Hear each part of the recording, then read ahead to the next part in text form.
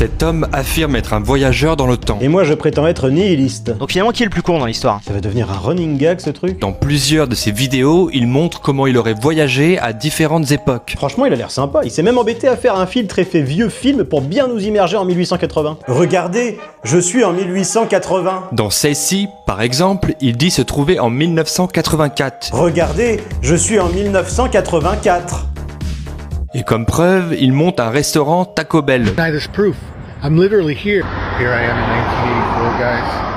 Typique de ces années-là. Ouais. Sauf que, pas de bol, hein, je l'ai retrouvé. Il s'agit du Taco Bell 31, situé au 7847 East McDowell Road à Scottsdale, Arizona. Ouvert en 1966, c'était l'un des derniers à afficher fièrement l'architecture de style mission espagnole, typique des premiers établissements de la chaîne. Alors voilà, hein, on le reconnaît très bien sur la vidéo, ici ou encore là, avec son entrée circulaire sur le côté. Et alors, en effet, hein, aujourd'hui, le restaurant, il n'existe plus parce qu'il a fermé ses portes le 12 avril 2025, il y a 58 jours. Et il n'y a pas de secret, hein, on en a parlé à la télé, il y a eu des reportages. La vidéo originale du mec, que j'ai galéré à retrouver au passage parce qu'il ne le cite jamais, date du 10 février 2024, soit plus d'1 an avant la fermeture. Bref, pour y aller, il a pas eu besoin de voyager dans le temps, hein, simplement sortir de chez lui, bouffer son meilleur tacos. Il a publié ses vidéos en 2023 et quelqu'un lui a demandé qui allait gagner les élections de 2024. But what's going to happen is Donald Trump will be elected again, and he will win. Waouh, c'est vraiment impressionnant. Bon, il avait une chance sur deux, quoi. Face, pile, je mise sur face.